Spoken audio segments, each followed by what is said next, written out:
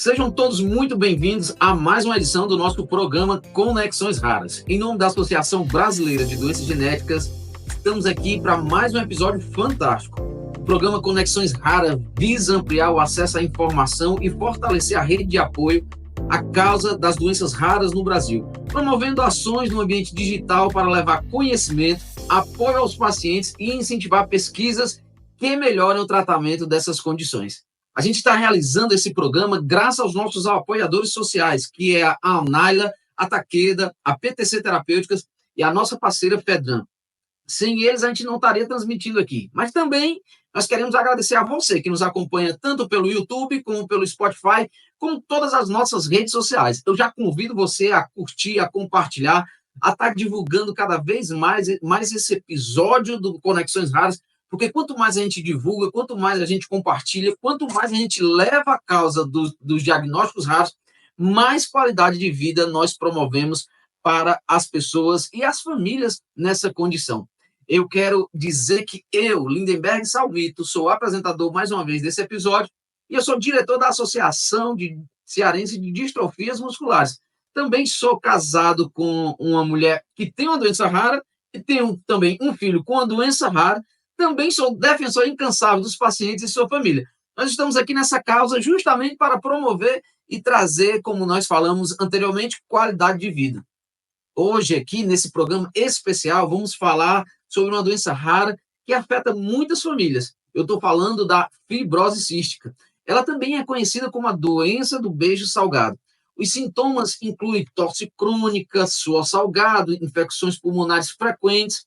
A fibrose cística é uma condição genética que impacta principalmente os pulmões e o sistema digestivo, exigindo cuidados intensivos e contínuos.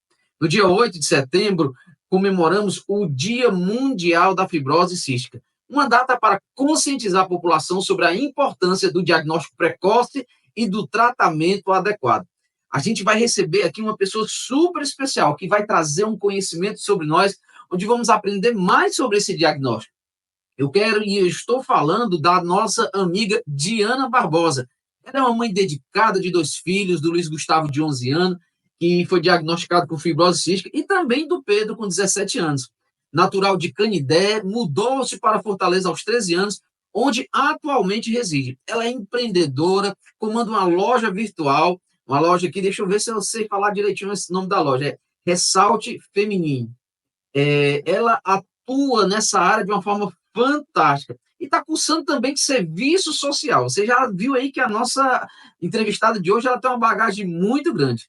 Ela também é voluntária da Associação de Fibrose Cística do Ceará, atuando como uma das diretoras da instituição, onde trabalha ativamente para apoiar famílias e pacientes que enfrentam esse diagnóstico. Então, nada melhor do que trazer ela aqui para ela mesma se apresentar e falar da expectativa sobre essa nossa conversa, sobre esse nosso bate-papo no nosso programa Conexões Raras. É com você, Diana. Oi, bom dia. É um prazer estar aqui com vocês, participando dessa entrevista, falando um pouco sobre fibrose cística, né? Para trazer mais conhecimento de uma doença tão necessária ser divulgada, como no meu caso mesmo, quando eu descobri o diagnóstico, foi bem complicado por não conhecer a doença, não ser algo bem desconhecido, até mesmo para alguns médicos que eu tentava buscar ajuda para chegar a um diagnóstico do meu filho. Realmente isso é uma luta, né, de todos aqueles que enfrentam o diagnóstico raro, descobrir a questão do diagnóstico. Porque muitas vezes a gente é colocado coisas parecidas, mas quando a gente estuda mais a fundo, e a gente precisa conhecer mais a fundo justamente para tratar. Eu fiz no caminho inverso de você. Você saiu de Canindé para Fortaleza, eu saí de Fortaleza e vim morar no Mulungu, pertinho do Canindé, onde você nasceu, né? Que bacana. Legal. Mas a gente tem aqui umas perguntas que os nossos amigos enviaram para nós sobre o diagnóstico, e aí a gente vai ter essa conversa bem gostosa, esse bate-papo bem gostoso sobre esse diagnóstico, para saber um pouco mais, para conhecer, para compartilhar, até mesmo para que pessoas que estão passando por sintomas parecidos possam ter facilidade de encontrar esse diagnóstico. E a primeira pergunta, Diana, que fizeram aqui para nós é justamente como foi o processo de diagnóstico do seu filho? Quais foram os maiores desafios enfrentados nesse período? Como é que tudo começou na sua vida, essa questão do diagnóstico Você pode falar aí para nós? Foi bem árduo, bem difícil, bem desesperador. O Luiz, a princípio, quando nasceu, ele nasceu as primeiras 24 horas sem fazer cocô, que já foi um alerta ali para os médicos, né, de início, ele já mostrava algo que não estava correto, estava disfuncional, né, e logo depois começou vários exames para descobrir, inclusive o exame do pezinho, que é super fundamental para esse diagnóstico, né, requer essa atenção das mães, sempre fazer e ir buscar, para ter um diagnóstico precoce. No caso do Luiz, deu confirmado, porém ele não tinha todos os sintomas que se enquadravam para a fibrose cística, e o maior desafio era que os médicos, na época, 6 anos atrás, não tinham uma sensibilidade em relação a essa doença rara. Então, eu comecei a notar que o Luiz tinha desconforto respiratório, e eu batia na tecla com os médicos que aquilo não era normal, e alguns diziam que sim, que era a adaptação dele, e foi que ele teve uma bronquiolite, e dessa bronquiolite eles perceberam que realmente ele tinha um desconforto, eu dizia que ele não voltava daquilo ali, e começou a saga por descobrir o que afetava o Luiz, né? Fizemos bastante exames, nada detectava fibrose cística, e inclusive no exame do suor, que é um dos exames que a gente faz para confirmação de fibrose, dava negativo, dava duvidoso, então isso dificultou muito o diagnóstico do Luiz. Como você descobriu, né, que veio esse baque? Eu não sei como é que você se comportou diante disso, né? Porque até então, eu também sou pai de uma criança com diagnóstico raro. Naquele momento que a gente descobriu o diagnóstico, a gente recebeu do médico aquela informação, veio assim uma dor no coração, um estado de luto, alguma coisa que a gente não conhecia muito bem. E como foi essa reação sua, né? Recebeu esse diagnóstico, você já tinha ouvido falar sobre esse diagnóstico, já conhecia alguma coisa? Como foi o primeiro momento e como a família recebeu isso? Porque a gente gosta de falar muito bem que o diagnóstico, embora seja no indivíduo, impacta toda a família, né? O diagnóstico ele passa a ser familiar. Como é que vocês se comportaram diante dessa situação? Nossa, foi assim, perdeu o chão, de verdade. Foi desesperador, foi massacrante, porque ninguém está preparado para descobrir que seu filho tem uma doença, né, que não tem cura e que requer um tratamento, e é sempre muito complicado, muito difícil. Eu digo muito para as mães que relatam como é dito o diagnóstico, que é bem pesado, bem duro, eu digo, mas não tem outra forma de ser dito, né, até então. Então, a gente sofreu muito, era uma luta diária para reagir à situação, porque você não pode nem perder muito tempo com sofrimento, você tem que reagir, porque a doença requer um tratamento diário para que esse paciente venha ter uma qualidade de vida e uma sobrevida maior. Então, a gente ficou muito sem chão, tudo se tornou por volta da fibrose cística. Nada mais, eu digo muito que eu parei de viver para mim, para viver em função de manter o Luiz vivo. Pedro mesmo, meu outro filho, me perdeu muito, eu perdi muitos momentos com ele, porque a fibrose cística acabava me sobrecarregando. Sempre tem você sabe, né, que quem tem doença rara nunca está em paz, sempre tem uma evolução, sempre tem uma intercorrência. Então, começamos a ter uma vida sem planos nenhum, porque a fibrose cística não permitia, era do jeito que ela manda, né, na verdade, ali. Começamos a dar prioridade a manter o Luiz vivo. Inclusive, fechei a loja física, né, para poder me dedicar, porque a rotina é muito pesada, é uma rotina que começa o dia e termina em função dela. Então, é bem difícil. Realmente a gente sabe que como é complicado, né? A gente começa a pesquisar em internet, começa a ver um montão de coisas que às vezes deixa a gente meio desesperado, mas a gente vai se adaptando a essa realidade. E eu tenho certeza que essa realidade, ela trouxe sobre você alguns impactos. Você está falando aí que fechou loja, você falou que perdeu assim um pouco do contato com o outro filho, mas você poderia falar um pouco mais sobre esses impactos causados pelo diagnóstico na sua vida, na sua vida cotidiana, na própria família em si? O que foi que mudou mais em relação à questão de receber o diagnóstico? Sobre o impacto, assim, na nossa rotina foi bem grande, porque tudo se tornou com mais cuidado, locais que a gente começou a frequentar, sempre tinha que ver se as pessoas que estavam lá estavam gripadas, porque se tivesse a gente já não iria, pela sensibilidade, Luiz, a vírus, bactérias e fungos, então a gente tem muito essa preocupação para que ele não venha ter uma contaminação. Muito cuidado, sempre com álcool, a rotina da casa, se a gente já tinha um cuidado, passou a dobrar esse cuidado, né, de limpeza, de muita coisa. Ele passou a não ter até então, quando a gente descobriu a sensibilidade a vírus, que era por isso que ele tinha tanta infecção respiratória, a gente passou a não a evitar ele em alguns ambientes, amiguinhos, porque criança acaba que transmite muito vírus um para o outro, então a gente tinha que ter esse cuidado para que ele não viesse ter mais percas pulmonares, né? Mas é isso, shopping a gente não frequentava, porque é um local que a gente tinha muito medo de contaminação, né? Devido a não sei, eu vivi muito com bactérias e fungos e vírus. Tenho, assim, eu e ele. Ele, mesmo sendo criança, até hoje, ele só vai para a escola de máscara, ele não consegue relaxar ainda. Tem muito cuidado. E falando um pouco dessa questão do cotidiano, já que você tocou no assunto do envolvimento com pessoas, escolas, shoppings, coisas, e a preocupação intensa, e até mesmo dele, né, essa preocupação, como é que tem sido o tratamento diário dele? Como é que é a vida relacionada a esse tratamento? Onde é que vocês andam? Qual é o hospital que vocês frequentam? Como é a rotina diária? Se tratamento 2, 3 vezes? O que é que ele faz?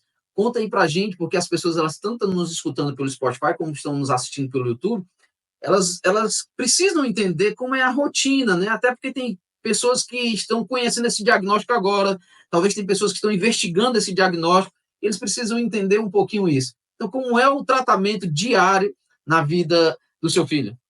Vou falar em 2 tempos sobre essa tua pergunta, porque de início, de 5 anos atrás para cá, a nossa rotina era totalmente diferente, porque hoje o Luiz faz um modulador e mudou muito a qualidade de vida dele, mas até então a rotina era de 1 a 3 físio por dia, quando ele estava mais no alto grau de crise da fibrose cística, né, de infecções pulmonares, chegamos a fazer 3 vezes ao dia. Então, assim, acordar com inalações, com um tratamento de 3 a 4 inalações por dia, até mais. Algumas ele fazia por 1 hora o aparelho com antibiótico. Ele faz uso de 28 em 28 dias de antibióticos inalados. Então, assim, a vida do Luiz sempre foi com muitos antibióticos, desde quando nasceu. E mais para cá, então, acabou que ele, por a progressividade da doença, por ela ser degenerativa e progressiva, no Luiz ela era bem mais. Então, ele acabou ficando bem resistente aos antibióticos muito cedo por ter tomado demais, né? E ele já ser colonizado por 2 bactérias, que é o Staphylococcus e a Pseudomonas. Então, a rotina se tornava ainda mais pesada, com fisioterapia, com exercício físico, com inalações, medicamentos, um cuidado bastante com alimentação. No caso de outros pacientes com fibrose cística, enzimas, né, que precisam ser tomadas antes das medicações, que não é o caso do Luiz, graças a Deus. Pois o Luiz é tratado no Albert Sabin, por uma equipe multidisciplinar de fisioterapeuta, pneumologista, gastro e nutricionista. Então, de 3 em 3 meses ele está lá. No caso do Luiz, ele sempre estava com mais frequência, porque ele tinha muitas intercorrências. É uma rotina, assim, de muitos idas a laboratório, a emergências, porque as intercorrências existem demais para a fibrose cística, né? Então, é uma rotina de muitos cuidados para manter a qualidade de vida desse paciente e que é de domingo a domingo, não tem folga, né? Você tem que seguir regradamente, acordar pontualmente para não perder nenhuma inalação, nenhuma parte do tratamento, porque isso faz uma diferença muito grande para esse paciente ter essa qualidade de vida. E a gente percebe que diante da correria, desde o momento do diagnóstico, muitas coisas impactaram a sua vida, mexeram com você, fizeram algumas coisas, teve que ter algumas adaptações familiares, como a gente falou anteriormente, o diagnóstico vem sobre o Luiz, vem sobre a pessoa, mas ele mexe com a família inteira, então passa a ser um diagnóstico familiar. E a pergunta é, você, quando estava nesse momento, procurou algum tipo de apoio, conheceu algum tipo de apoio, se envolveu foi apresentada alguma associação? Porque no meu caso, quando a gente descobriu, a gente não conhecia nada sobre o diagnóstico. Nós não conhecíamos pessoas com o mesmo diagnóstico. Então a gente passou a buscar tratamento e nos tratamentos a gente começou a despertar para outras pessoas. Foi aí quando eu fui apresentado a um grupo, que entrei num grupo de WhatsApp, depois participei de uma associação, hoje sou diretor dela, e aí começou um campo grande de envolver pessoas e a gente passou a ter uma vida mais fácil. Pergunto para você, isso aconteceu na sua vida? Você tem se envolvido hoje cada vez mais com isso? Como foi que entrou esse apoio? Como foi que entrou uma vida de luta ou uma vida de associação e a forma como você pode ajudar outras pessoas? Sim, graças a Deus, a associação de fibrose cística já existia e, assim, que acontece com todo mundo, né, a gente sai procurando ajuda de todos os lados, querendo nortear, e eu encontrei a Selmar, né, a presidente da associação, e ali eu comecei a buscar ajuda, a entender mais, descobri o grupo de WhatsApp, descobri o Unidos pela Vida, que é uma ONG, né, que dá esse suporte de divulgação da fibrose cística, foi muito importante também para mim. E ali começou tudo, né? Ter esse apoio, e hoje eu tenho uma flexibilidade maior para poder ajudar os pacientes de fibrose cística. Ajudava de uma certa forma, mas hoje eu me dedico como diretora da associação, nesse suporte social, que para mim eu digo muito necessário, essa parte de apoio psicológico às mães, de ver como é que está o paciente, está precisando de uma ajuda, vamos ver se a gente consegue encaminhar a um psicólogo, porque eu julgo isso muito necessário.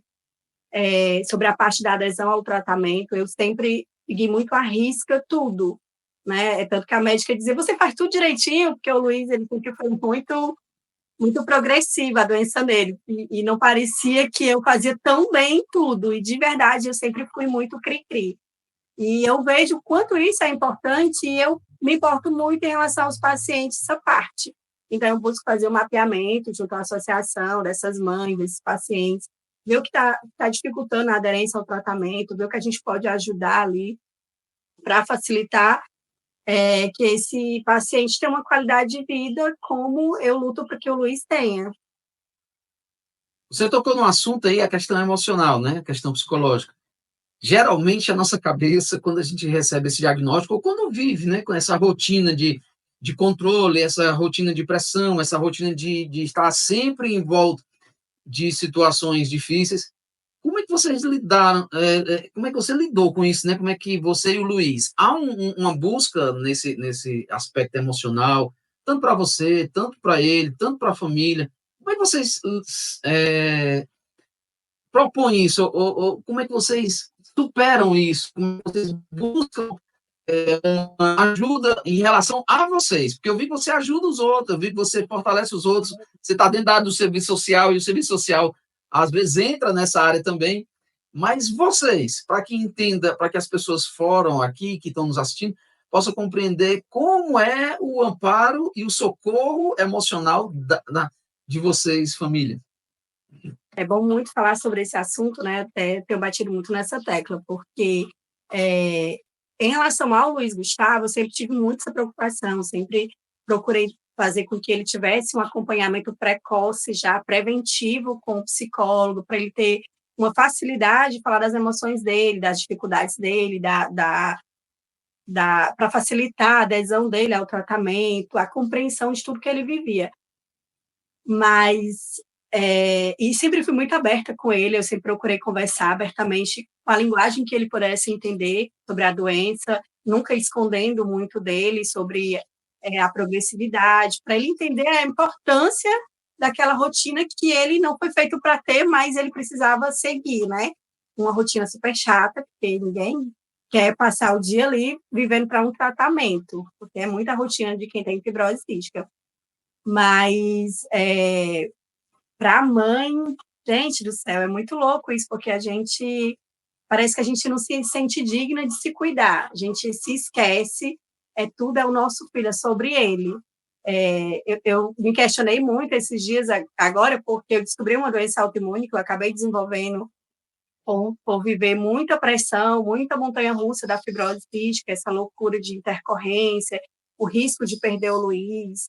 Não é fácil. Desde quando eu descobri o diagnóstico, o que eu soube é que eu ia perder meu filho, independente da minha luta diária, de como eu lutasse para manter meu filho vivo, eu só ia estender a vida dele por mais um tempo, mas que a doença, por ser degenerativa e progressiva, ia levá-lo.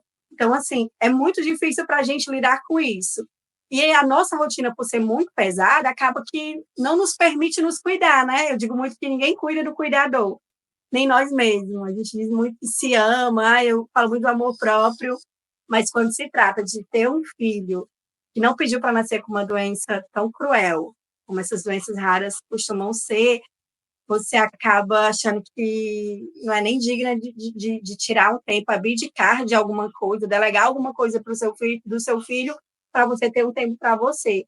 E isso faz uma diferença assim, muito grande, porque impacta a gente. A gente não é um robô, a gente é um ser humano.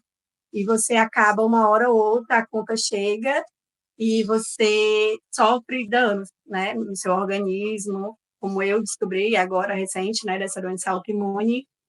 E é isso, hoje eu estou tendo essa consciência, hoje eu procuro conversar muito com as mães sobre isso, sobre não se esquecer. Eu sei que é muito difícil, a gente escuta muito isso, mas de verdade, não se esqueça, porque a gente precisa estar bem para a gente cuidar do nosso bem maior, que é nossos filhos. Ninguém vai cuidar tão bem quanto nós, então é muito importante não nos esquecermos.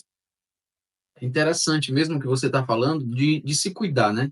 Eu, particularmente, meu filho também tem a Duchenne, e ele vai perdendo também, é degenerativa, é progressiva, ele vai perdendo a capacidade. Hoje eu faço musculação justamente para poder levá-lo de um lugar para outro, que eu tenho que conduzir, né? Já que ele não consegue caminhar, e já que ele está aumentando, ele já está com 13 anos e o peso dele está se tornando cada vez maior, não é mais fácil. A mãe dele, a minha esposa, ela também, por conta dessa pressão, dessas situações, ela acabou somatizando muita coisa também, ela é assistente social, e aí acabou somatizando muita coisa. Hoje ela enfrenta uma luta contra o câncer, e ela tem outras também doenças autoimunes, que mexem muito, né? E ela já não pode mais levar ele no braço, já não pode mais conduzir de algumas coisas.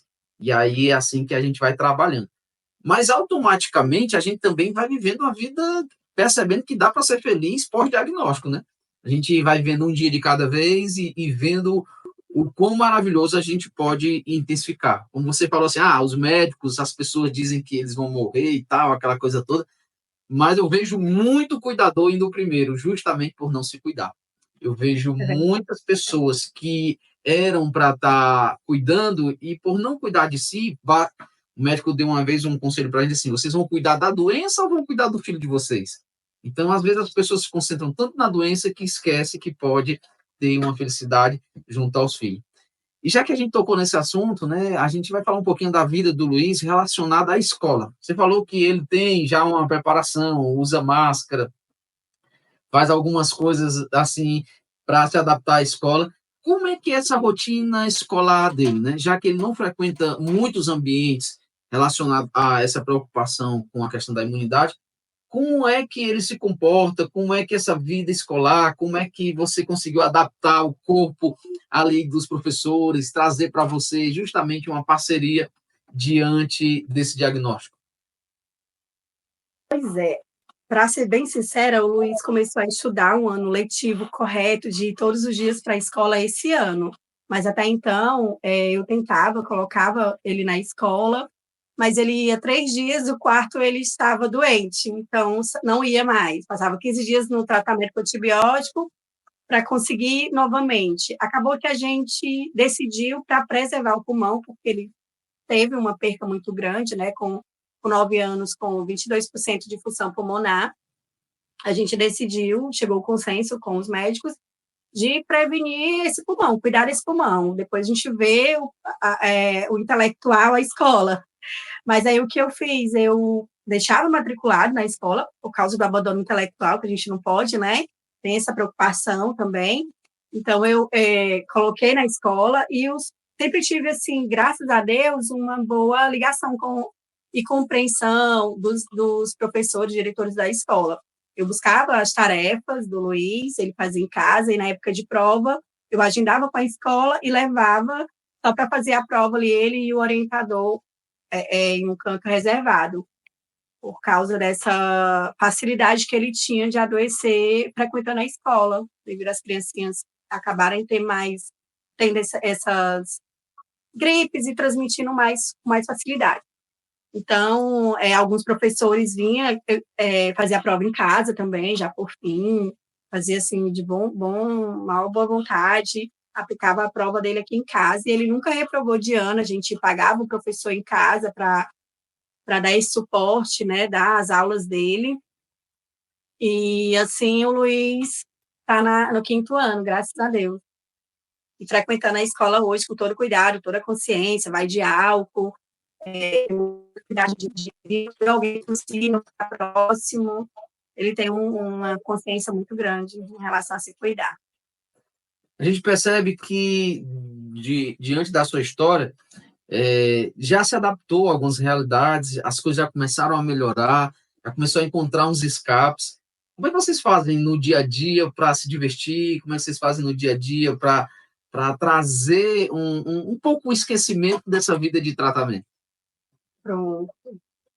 De grande importância, de grande valia, né? Até porque a associação ela é um elo entre a sociedade e o poder público para trazer benefício para esse paciente. A gente tenta conciliar muito com os ambulatórios de fibrose cística, ver o que a gente pode ajudar para que o tratamento desse paciente possa ser cada vez mais melhorado, o que nós, como associação, podemos estar ali facilitando. E também buscamos sempre do paciente, ver o que está faltando, ver o que a gente pode dar uma melhorada, as dificuldades que ele tem enfrentado, né, em relação ao tratamento, à vida, a parte social dele, a parte psicológica dele. Então, assim, te dar um exemplo do que a gente implementou recentemente, justamente por ver essa dificuldade e ouvir, atender o que os ambulatórios e os pacientes faziam queixas. O paciente portador de fibrose cística hoje, no ambulatório, ele recebe uma pulseira roxa, que identifica que ele é um portador de fibrose cística, e por eles não poderem estar no mesmo local, muito perto, né, tem que ter esse distanciamento para evitar cruzamento de bactérias, a gente julgou necessário, foi implementado essa pulseira, o paciente chega para a consulta, a associação disponibiliza as pulseiras para que os pacientes se identifiquem e tenham o cuidado do distanciamento que se faz necessário para evitar essa contaminação cruzada. No ambulatório de adulto, a gente viu a dificuldade que os pacientes, por vir do interior, né, boa parte, a gente implementou o cartão do fibrose cístico, né? Porque ele chegava, passava horas de lá para cá, do interior para cá, e enfrentava umas filas extensas para pegar uma senha para conseguir receber a medicação dele. Muitas vezes até nem conseguia ter acesso à medicação por ter muita gente, né? E a gente tem essa preocupação desse paciente na fila e contaminar com outros pacientes ali no Hospital de Messejana que venham a ter outras doenças, né, respiratórias que possa causar infecção nesse nosso paciente fibrose cística. Então, a gente, junto ao hospital, chegamos a um consenso de facilitar a vida desse portador de fibrose cística. Então, hoje ele chega com o cartãozinho dele, se identifica e já passa direto ali na fila. Então, assim, o que nos trazem, né, a gente vai tentando dar esse suporte, essa melhoria para esse paciente, e essa atenção para não faltar as medicações, tá tudo direitinho nas farmácias. A Selmar tem assim, um trabalho muito incrível há 29 anos em relação às medicações, e a associação cuidado assim, excepcional. E tem dado assim, um suporte muito incrível a esse paciente. Tiana, em relação à questão da perspectiva de futuro, né, de tratamento, existe alguma coisa, alguma novidade que vocês estão esperando ou que vocês acreditam essa esperança de algo melhor em questão do tratamento da fibrose cística? Sim, sim. Quero até falar uma parte aqui, que quando a gente descobriu a fibrose cística, né, a gente ouvia assim, tiravam todas as nossas esperanças, porque os médicos não tinham muita esperança, não tinha esperança nenhuma para nos dar. Então, você tem um filho com fibrose cística, você precisa acordar e dormir tratando ele, não se engane, ele nunca vai estar bem, a fibrose cística sempre vai estar um pé a mais que você, embora você faça tudo direitinho. Então, assim, foi muito tirado todas as nossas esperanças ali no diagnóstico. E eu lembro que quando eu descobri do Luiz, pelos médicos, graças a Deus, serem bem honestos, serem bem reais conosco, porque se faz necessário para que a gente tenha essa conscientização que tratar todos os dias é fundamental, é essencial, né? Então, eu lembro que eu perguntei à doutora dele, na época, ela tem 20 anos, tinha 20 anos na época de ambulatório, eu só tinha uma pergunta, porque eu não tinha mais nenhuma dúvida da fibrose cística, foi só de perguntar se esses 20 anos de fibrose cística ela ouviu sobre cura, sobre um milagre. E ali ela disse, sem olhar nem nos meus olhos, cabeça baixa, emocionada, que não tinha. E ali eu já saí desmoronada, né? Porque a gente fica tentando se apegar a qualquer coisa que te traga esperança. E hoje, graças a Deus, hoje eu vivo uma realidade, hoje eu tenho essa disponibilidade até de estudar, né? Voltei a estudar para poder me especializar e ajudar as mães. Hoje eu tenho uma vida social melhor, não voltada só ao Luiz Gustavo e manter o Luiz bem feliz o tempo todo. Hoje eu me enxergo um pouco, estou me cuidando da saúde, porque a gente já tem um modulador novo, graças a Deus, no mercado, e tem sido um verdadeiro milagre, né, para os nossos filhos, tem dado uma qualidade de vida que eles nunca tiveram, esperança que eles nunca tiveram, né? Hoje eles vivem, hoje eles estão frequentando faculdade, os pacientes Luiz frequentando escola, e assim, a expectativa é de outros moduladores quanto esse, e que a cura, a gente crê realmente que a cura está muito próxima, que já que eles conseguiram chegar a algo tão incrível, que é esse modulador, a gente acredita, sim, que está muito próximo à correção do defeito genético desses pacientes. O tempo voou, a gente conversou aqui de uma forma bem clara, bem maravilhosa. Aprendemos muito com a sua história, com a sua experiência, com a sua contribuição, e o tempo passou rápido, rápido demais. A gente nem percebe quando a conversa é boa, né? Eu tenho certeza que todos aqueles que estão nos assistindo, nos ouvindo, eles também cresceram muito, né? Acrescentaram muito em suas vidas sobre relação a esse diagnóstico. Então, eu queria deixar com você esse último momento. Talvez a gente vai tocar, eu queria que você tocasse num assunto que a gente não perguntou, que a gente não falou, que você acha extremamente necessário vir até aqui, né? Além das suas considerações finais. Mas fale, deixe claro, aberto para nós aí, aquilo que você ainda queira acrescentar, que não foi nem mencionado aqui ainda, diante desse campo tão vasto. Pois é, eu queria assim, voltar agora essa fala muito mesmo para os cuidadores, para as mães, né, que acabam sendo assim muito sobrecarregadas, às vezes abandonadas pelo genitor, e acaba levando ali aquela carga de mãe, pai, provedora do financeiro, provedora da saúde, da saúde da qual a gente nem consegue prover por ter uma doença rara e é mais forte do que nós sempre, né? Mas que acaba sendo muito abandonada, muito sobrecarregada, né? Tanto pela sociedade como o poder público, como às vezes até pela família, para que eu torço muito para que isso mude. É por isso que eu estou na formação do serviço social para tentar fazer a diferença na vida do máximo de mães que eu puder fazer, porque eu sei o quanto isso se faz necessário. E queria deixar assim um recado muito para as mães que me escutam, para os cuidadores, não se abandonem, procurem tirar um momento para vocês saírem. Os pais, né, por favor, olhem com compaixão para essas mães, fiquem um dia, peça para sair com amigas, peça para que elas busquem a identidade delas. Quando eu comecei a ter uma vida de normal novamente, de poder sair, eu me vi ali com um grupo de amigos onde eu não tinha mais a onde não me reconhecia, porque tudo que eu sabia era sobre fibrose cística. parece que foi apagado toda a minha história antes disso, e eu não vivi mais nada. Eu vivi só realmente para uma doença, né, para manter meu filho vivo.